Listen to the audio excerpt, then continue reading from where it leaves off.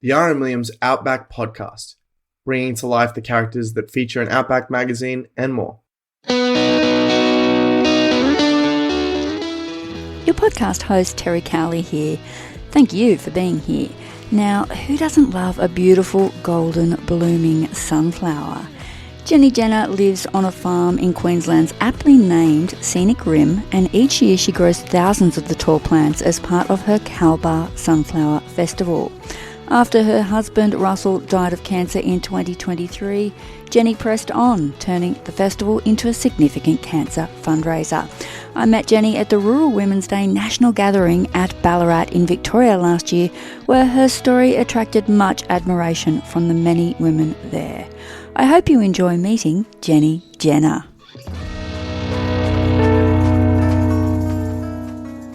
Drought was crippling the family's lucerne farm in 2020 when Russell Jenner brightened wife Jenny's day with a bunch of store-bought sunflowers. This simple act planted the seeds for an annual sunflower festival at Kalbar, a historic rural village in Queensland's Scenic Rim. The colourful weekend sees visitors walking out with armfuls of yellow flowers and big smiles. The 3 days in May have become a legacy event to remembering the loss of Russell to cancer in 2023 and raising thousands of dollars for cancer patient care. It's just a few weeks after this year's festival, and Jenny has now had time to come up for air. Thanks for joining me on the Outback podcast, Jenny. Hi, Terry. Thank you for having me. How did the Sunflower Festival go this year? Oh, it was fantastic. We were blessed with beautiful weather for the weekend, which is when you're holding an outdoor event, that's one of the main things that can ruin it.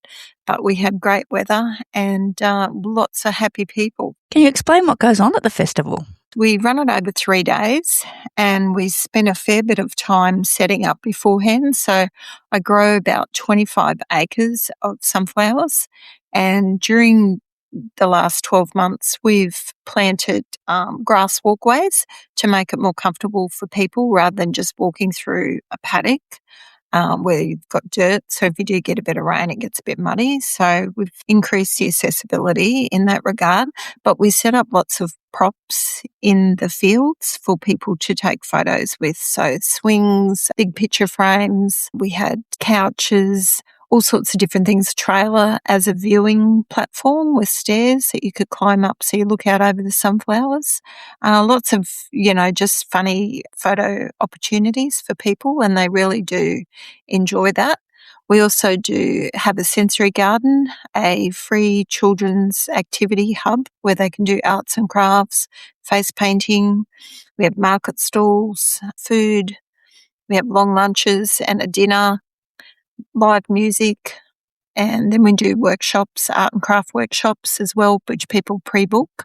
We have a beautiful yellow helicopter which gives joy flights over the farm and the surrounding farmland, which is very popular, and lots of professional photography goes on as well, so people can capture those family shots in the sunflowers, which is really amazing. So, Jenny, the whole photo thing is a massive thing these days. I guess it's the Insta generation, isn't it? If you can create something that people want to be photographed with, they seem to love coming and doing that, don't they? It's a big thing. They do. And the smiles on people's faces, and we had a lot of new people this year that had never been to the festival before, and they just said, "Oh, this is just amazing. We want to come back again and again." And they were just really blown away by about how much we prepared for it. And it wasn't just a field of flowers. It's a full-on festival. Yeah, pretty amazing. And it takes a fair while to walk through and enjoy everything that we've got. Oh, we even had Highland cows this year. Nice. If we can wind back now to 2020 when this all began, you've lived on your property a long time. Yep, about 20 years on the farm where we are now. Your property is irrigated from Mugra Dam, and at that time it was down to 12%. That's right. So it's also the main water supply for the town of Boona and Kalbar. So when it gets down to that low, they cut the farmers off. We had no water allocation left. So unless you've got a bore on your property, you can't really grow anything without water. I know that might be a different scenario if you live out west and you grow big acreage grain crops, but where we live in Kalbar, it's very fertile land and it's a big vegetable and hay growing producing area. Ultimately came up with the idea of sunflowers, but how did you think you were going to cope with that? Well, we'd spent about a year or so trying to drought proof our farm. Like, we did have a bore on one of our creek blocks, which we could pump water up to the home farm, which is on a hill. And so we sort of thought, well, let's try and just grow something that we don't need as much water for. We came up with the idea of having a sunflower festival, or inviting people to come onto the farm and dabbling in agritourism. I'm not a gardener and I'm not a farmer, so you have to excuse my lack of knowledge on these matters. But obviously, sunflowers don't need as much water as lucerne. No, definitely not. They are a crop which only take about 60 to 70 days to grow. And really, they're quite drought hardy, but if you do have water, they certainly grow better with it. But you can grow them without very much water. So really, even, on a normal year, we'd probably only need to water them 3 or 4 times in 2 months. Okay. Yeah, whereas lucerne, you have to water that, at least twice every month to get a cut out of it. And it's quite a thirsty crop, lucerne, to get enough yield to make it viable. So the first year, 2021, you planted about 15 acres and put something on social media, and the festival sold out. That's right. Well, we only had a couple of thousand, 2,500 people then, and then we had 1,000 people turn up the second day when we weren't even really open, but they wanted to come and see the sunflowers and they were still looking pretty good. So, yeah, it ended up being a 2-day event back then. Did the response surprise you? Oh, it did, yes. We were very shocked by how people just embraced it and really wanted to keep coming. It's a little bit like sometimes you're a victim of your own success. And that's pretty much what the Growing Happiness documentary was all about. Yeah, the difficulties that we faced with being so successful. Managing the people. Yeah, but over the years we've learned how to manage it, and it's much more manageable now. And I think a lot more people are doing sunflowers as well in a small way. So we're not like we're the only person around. So if they miss our festival, they can go somewhere else. So it's grown every year. It's now oversubscribed. I think your ticket sales were 13,000 last year over 3 days. Yeah. How did you go this year? Yeah, well, we sell out within about 4 days of the tickets. That's sort of your limit, around 13,000 in terms of the logistics. Yeah, we have our numbers sort of capped, and we found that sweet spot too, because you don't want to have too many people that it's too crowded. And we live on a dirt road where there's one way in and one way out. So it's a dead end road. So we need to be mindful of our neighbours and just also the traffic in a small community, because if you had, say, 20,000 people come and they all came at 10 o'clock in the morning, it would create a real gridlock. So we actually stagger the start times for people so that we have people coming from 8 o'clock in the morning right through till the last sessions at 1:30. Once they're on the farm, it's okay because we're on 100 acres. There's plenty of room for them. But we do that just to make traffic management a lot easier. So you do a special deal with visitors who book local accommodation. You obviously see the festival as benefiting the whole community. Yes, it's always been something that we wanted to do for our community. There's not a lot of businesses in Kalbar. It's only a small country town. And by bringing an influx of visitors, everybody sort of benefits. And that was something that we always have as one of our pillars, that we want our community to benefit from it. And by our local accommodation providers being able to book out, months in advance, it really does make a difference to them, and they're very grateful for it. But also the retail aspect that it brings to the small shops and businesses in the area is really good for them as well. You did mention a little bit about it in terms of how long the sunflowers take to grow, but can you tell me a little bit more about the process of growing sunflowers, like sort of from start to finish? Yeah, it's not too hard actually. They're fairly simple. We just work the ground up, and then we use a corn planter to plant them, row planter, and plant them and then irrigate them. And honestly, they grow very well in our area. And depending on the weather, this year the weed pressure was really good. We had hardly any weeds. We scuffle them, which is just like putting an implement in between the rows to get any weeds out when they're quite small. And we didn't even really need to fertilise them this year. We used some organic matter in the off-season, and they actually grew the tallest we've ever grown them this year. And I think I put it down to the heat that we had in February, March. It was very, very hot this year, and they grew extremely tall. Normally I like them to be about head height, but some of them were up to 2 metres tall this year, which is a lot higher than usual. And they also bloomed a little bit earlier. It's the trickiest part is getting them to bloom perfectly for the festival.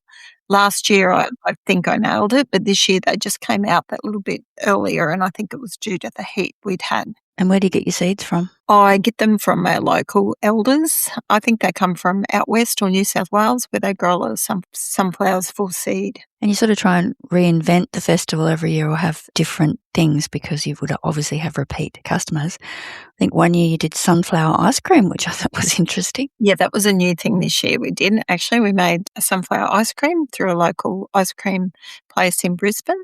And that was all sold for one of our charity partners. Yeah, the charity aspect is really important, isn't it? You got your flower sales, raffles, auctions. You mentioned Devonshire tea for 3,000 people. Last year, I think your flower sales alone were 70,000. How did you go this year? This year, they topped it. It was over $80,000 worth of flowers. And all that money goes directly back into cancer care. This year, we're purchasing a special oncology camera called the SpyFi camera, which helps oncologists when they're doing surgery on cancer patients. And we're also purchasing a couple of palliative care beds, cuddle beds for hospitals. One's going to the Children's Hospital in Brisbane, which they're very excited about. Tell me about those. So they're essentially the partner or loved one can stay with the patient. Is that the idea of the cuddle bed? That's right. It's essentially like a double bed. The two beds join in the middle. So they have electronic movement together. One is just an ordinary air foam mattress, and the other one has special rows of air pockets, because if you're a cancer patient or you've been in hospital for a while, bed sores are something that you have to deal with. And these ones, the air pockets go up and down all the time so that you don't get that sort of issue. And yeah, it just means that instead of sitting beside your loved one as they're dying and just being able to hold their hand, you're able to lie and give them a cuddle. Hence, they're called a cuddle bed. Makes so much sense. Why don't we have these anyway? That's right. For the Children's Hospital, they'll use it for, parents staying with their children. They may not necessarily be in palliative care, but some children have to be in hospital for a long time, and as many parents would know, you just want to lie beside your child and give them a cuddle. So, yeah, we're very excited about being able to provide one to the Queensland Children's Hospital this year. Russell was diagnosed with esophageal cancer in late 2021 and sadly died in 2023.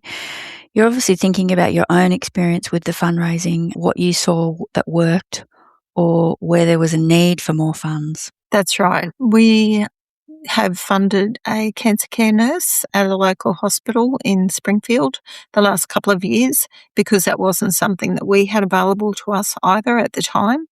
And cancer was fairly new to us as like an immediate family. So the whole experience or journey of Russell going through that was quite new to me.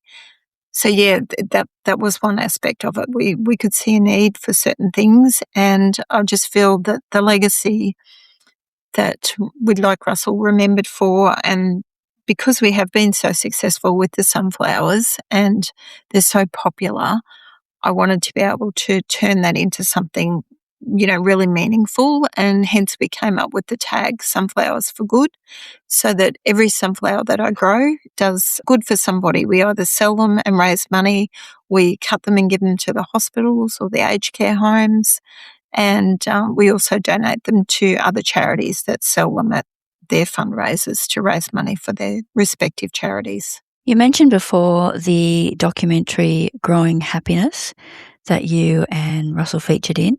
It's on Apple TV if people want to watch it.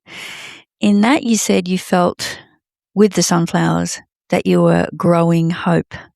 And Russell actually talked about the positive effect the flowers had on people. Do you see that? I do. Even now, like I said, when people came to the festival for the first time this year, you can't help but be affected by walking in amongst 25 acres of sunflower, just having to immerse yourself in them. They just give off a real happy vibe. I mean, how can you not walk around them and not be happy? And that's what people say. They walk out with big smiles on their faces. And like I said, I try and reinvent it every year so that we've got new and interesting things. I feel a festival always has to grow and change if you want the same people to come back every year. And that's something I'm quite passionate about, and I like to be creative. So I've already got a list of things that we're doing for next year. And yeah, it just helps with the enjoyment of it. And that's as much for your fellow locals as for visitors, I'm imagining. So in the first year, when everyone's in drought, it just, I don't know, brings a little bit of sunshine into the area, doesn't it? It does, yeah. That's right. People love driving past and seeing all the sunflowers on the hill, and it's quite a spectacle to look at. And we have a lot of drones go up during that time beforehand, and just some of the aerial shots of it is amazing. You grew up on a dairy farm not far from where you live now. That's right. Yep. And you always had that community involvement modelled by your parents. That's right. They were always involved in community organisations or fundraising or just lending a hand. My dad was involved with the Burner Show Society for all of his life, right through till probably when he was about 92, 93. So he used to grow a lot of pumpkins and show them at the Burner Show. He was very proud of his pumpkins. So I think that's just something I've grown up with. And yeah, I just love helping our local communities. The festival is something that you and Russell started together. Was there a time when you wondered whether you could continue on with it without him? Look, that first year was very hard because he was such an integral part of it. Like, he planted the sunflowers, and, you know, when I was stressed about all sorts of things, tickets and just the admin and the organisation of it all, he was always there to steady me and give me words of encouragement and just be that shoulder to lean on. So that first year without him was really tough, but I'm very lucky. I got some really good close friends, and they really stepped up to the plate and helped me through that. And I knew then that I wasn't on my own, but that we needed to continue it to help other people, because Russell always said, you know, we're not the only ones going through a cancer journey, and unfortunately ours had a very sad ending, and so do a lot of people's stories. But if we can turn the sunflowers into something good that can give people some hope, or even just a great day out, you know, that's really important to us. One thing that we do every year, and we really worked on that a lot this year, is when we know of certain terminal patients, we give them free tickets. And this year we gave them like a special high tea, and then we organised a photo shoot for them so they could just make those special memories, you know, which may be for the last time. And yeah, to me, that's probably more important than anything. That's what really fills my cup. What does the farm operation look like today? You must have help to do what you do. Oh, I did. I had to employ some local people this year just to help get all the tables and chairs and the seating and all the props and everything. It takes a couple of weeks to get it all prepared. So yeah, it's a big team effort. Where do you see this going in future? You said you've already got some plans for next year. Yeah, I think, you know, while I've still got the passion for it, I'd like to continue it. And while we're still able to raise money, every year we sell out. It's still very, very popular. So I can see it continuing on for quite a number of years. Are you growing other crops on your farm? Look, I have been growing lucerne. I'm just sort of going to back away a little bit now because we're tending to be going into drought. And I'm just going to have a bit of a break for the next few months, because really since Russell's passed, I've just been going from one thing to the next and trying to keep the farm operating as a going concern. And it's not easy. It's hard work, and I really do miss him, as most women that, you know, become widows, especially in your 50s. you've got to pick up the ball and run with it. Nobody else is going to do the work for you. But I hope to, stay there for quite some time yet. And you've got a lot of family responsibilities too, by the sounds of it. I've got 4 little grandchildren, so, I like to help look after them. Yeah, they keep me going. Do you have children nearby? I've got a son in Ipswich and a daughter who moved away just at Christmas time, but I'm very close to my children. That's good. If anyone listening would like to donate to your causes or at least get tickets to the next year's festival, what should they do? Well, tickets won't go on sale till about March next year. We never put them out on sale until close to the time.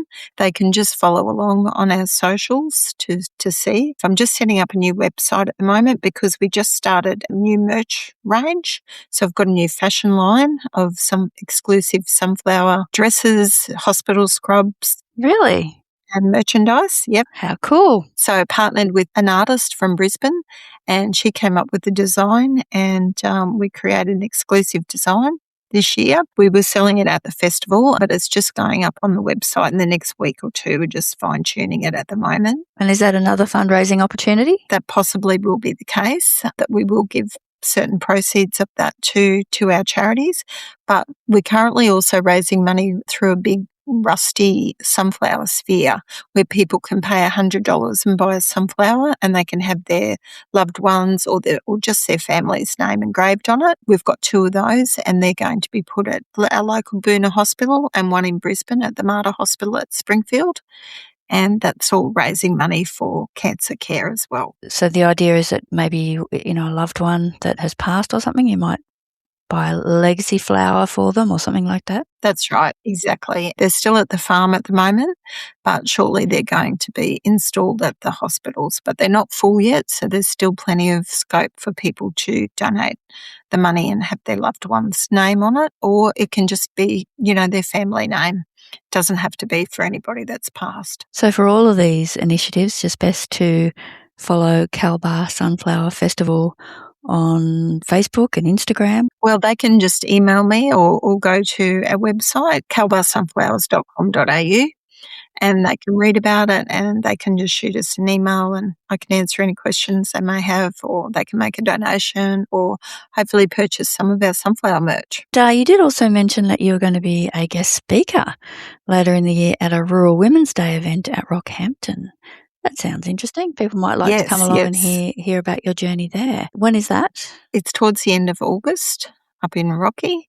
And we held a rural women's lunch last year in September in Kalbar. It was the first time we'd done it.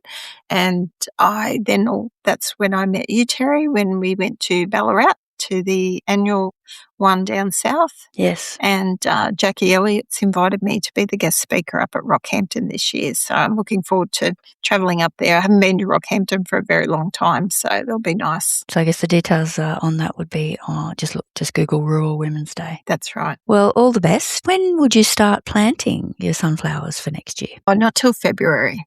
They only take about 66 to 70 days to grow. So hopefully you can put your feet up for a little while before you have to dive back into it again, Jenny. Well, that's right. I'm still doing admin from this year, catching up on everything, and I hope to have a little bit of a break for a couple of months and spend some time with the family, and then, we'll be straight back into organising for next year. Oh, well done. I'm glad it was such a success this year, and I hope it all goes well next year as well. Thank you. And I should mention, of course, you can read all about the festival. You can see beautiful pictures of Jenny in issue 168 of Outback magazine as well.